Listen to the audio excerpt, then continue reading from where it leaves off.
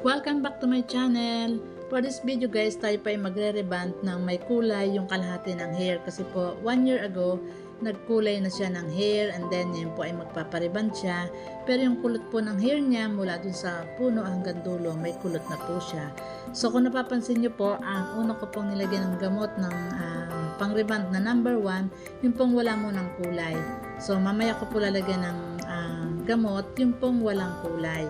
Kasi po madali po, ayun may kulay. Kasi po madaling maunat yung may kulay kaysa doon sa walang kulay. Kaya yan po, naglalagay po ako ng gamot doon sa virgin hair.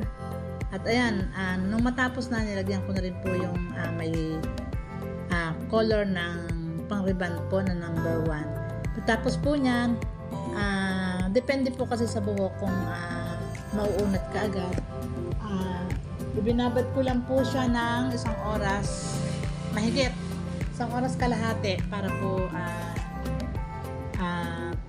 pagkatapos po nun binalawan na at pinalansya na.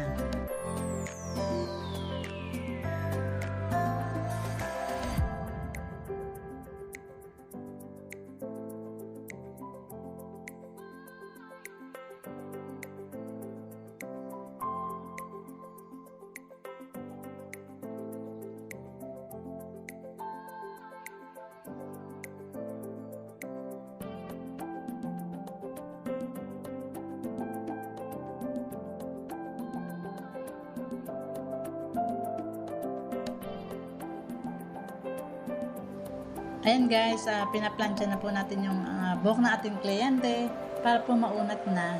Makapal po yung hair na ating kliyente, kaya po medyo matagal. Pag nagplansya po ako, naabot po ako ng kulang-kulang 1 oras, 45 minutes bago po matapos yan. Kaya po matagal po talaga yung proseso ng pag-reband.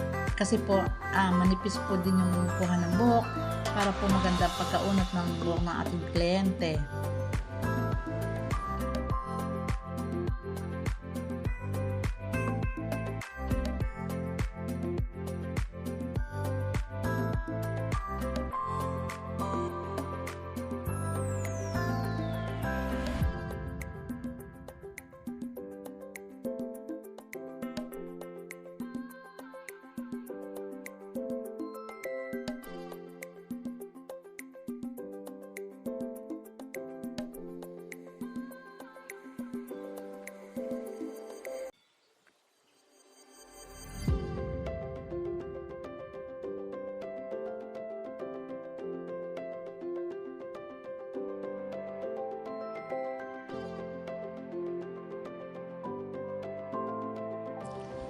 Guys, kung mapapansin niyo po yung buhok ng ating kliyente ay mayroon ng mangilan nila na white hair.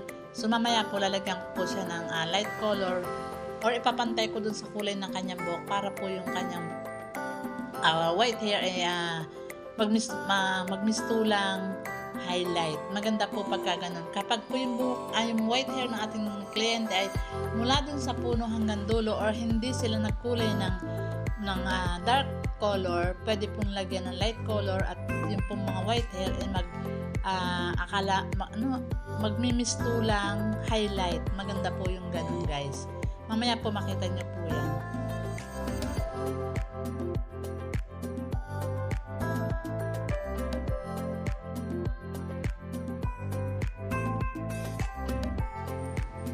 Ayan po guys, so nagko-color na po tayo at nilagay ko pong color dyan ay light color or yung maliwanag na kulay. Kasi po ayan po ang ating kliyente ay maputi, kaya kahit na ano pong kulay, bagay naman po sa kanya.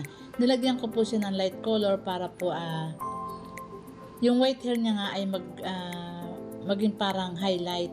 Pero syempre po yung pagkukulay ko po dyan, yung pinakapuno po ay nagtira muna ako ng 1 inch kasi po baka mas maglalight po kasi madali po maglight kasi yung puno, kaya po iniiwan ko muna yon. Tapos po mga 10 minutes before ko banlawan, nilalagyan ko na po yung pinakapuno para po pantay naman yung kulay niya. Ayan guys, so may nakikita kayong white hair sa kanyang buhok, yan po mamaya parang magiging parang highlight na.